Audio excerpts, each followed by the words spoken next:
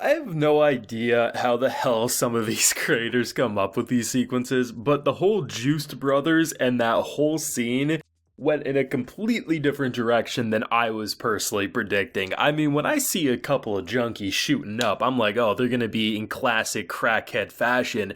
Very crazy, hard to predict, and somehow super serum from like Marvel, and they just come out looking so ripped. The ripping chain link fence, and you don't even get to see their defeat, you just get to see the aftermath of what Nightfall does to them. This show is wild, man, and truthfully, I was expecting this to get all resolved in one episode, but to see the credits play in the middle of like the comeback match, which, I mean, honestly, it was nice because as cool as it is to see Lloyd and Nightfall just completely wipe the floor with people, even if they were at a handicap because they were more or less poisoned to not play to their full potential, it's still great to see that it's a little uneven at the start, and now we're kind of in that comeback area, and it's going to be great to see where next week goes and the painting storyline and everything, because this was one of the most refreshing Spy Family episodes, and one that kind of has me thinking like, damn, if they could make an entire anime like tennis in this way, I'd be right there watching, just like I am with Blue Lock this season. Now, if you want to see my full live reaction to today's episode, it is available on the Patreon if you're interested. But let's talk about this one, because even without the crazy tennis rackets or the juiced up brothers, it was just an insanely polished episode. I mean, last week, here's the thing, I said it last week, I'll say it again. In any other show, Nightfall would be best girl category. It's just yours in such a league of her own, she never stands a chance. And unless my boy wants to be in a poly relationship, she's gonna have to find someone else, right? And I love the fact that for an episode like this, which is all about her saying, you know what, you've changed, Lloyd. You used to not care about these emotions. And she's saying all these things, but then she's also saying like how she wants to be the adorable wife for him. It's just, she's down bad for my boy, and understandable, Lloyd's an amazing dude, but just to see the direction she was going and how Lloyd completely misreads what's happening, her love expression is literally dagger eyes, and my boy's like, what the hell am I looking at? To see them basically look like the stereotypical like 60s couple who are playing tennis together, it's just, the look is absolutely perfect, and I love how Lloyd even makes a comment like, why are we husband and wife? Like, why did you come up with that as our identity? And just to see the episode, like even prior to the craziness, it was one of the best refined sports episodes of this year. It was just insanely well polished, because any production that's not specifically one style, especially for shows that aren't constantly action, those that, you know, have an action moment or a sports episode, something like that,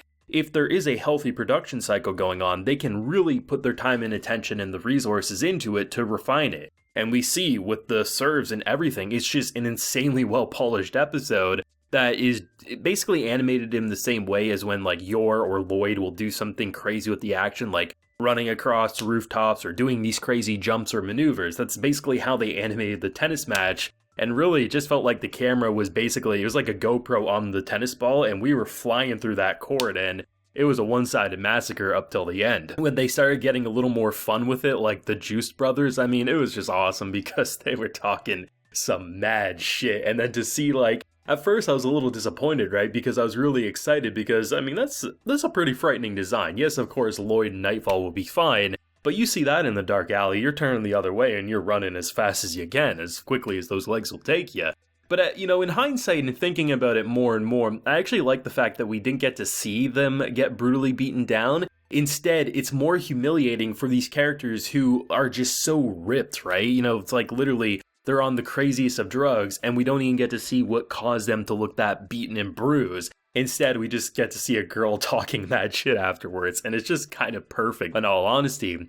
But then when you see the rich kids, you know, the fact that, like, apparently the dad bet, like, 10 million on his kids, so he's gonna be making a pretty penny. The kids are like, we're gonna get daddy to buy us a yacht, which is rich people problems there, you know, what if we don't win, we don't get our yacht, which, goddamn, too much money for one person, for sure. And then to see how they start cheating, like, I love the fact that what I thought was happening at first, at the very end, when it looked like the ball went off course, I thought what happened was they, like, had it controlled remotely so the ball could do whatever they wanted. I was like, that's going to be so cheap and impossible to, like, counter. But then when you realize that, I think Lloyd mentions there's, like, 36 grooves or something across the court, which is basically controlled to make your feet mess up so it doesn't look as cheap as maybe it is if you have a front row seat. It's still pretty fantastic to see what they're doing with it, as you have the girl basically have a whip for a tennis racket, and the guy has this, like, I don't know, it's like charged with like a motor from a vehicle to just like completely serve like crazy. It's kind of clever though, the fact that they can hold their breath though for like 10 minutes at the very least, so even though the room that was filling it with this gas,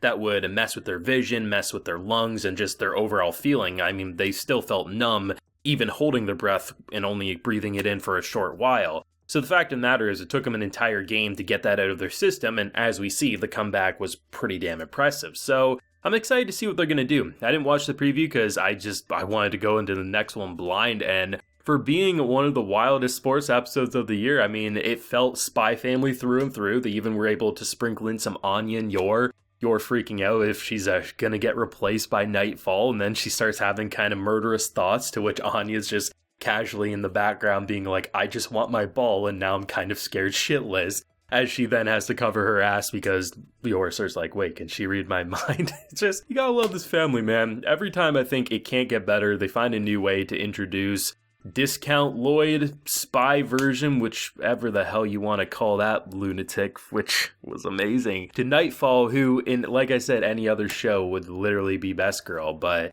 Yor, Anya, Lloyd, our best boy Bond, just him holding the racket in his mouth. You gotta love this family and the dynamics that just continue to keep you invested. It's a shame we only got a few more left for this season, but it's a damn blessing, and I just can't wait to see more even past this season. I had to come back up here and make a separate recording because I completely forgot about it, but when I was looking over my images for this episode, I was like, I gotta bring this up.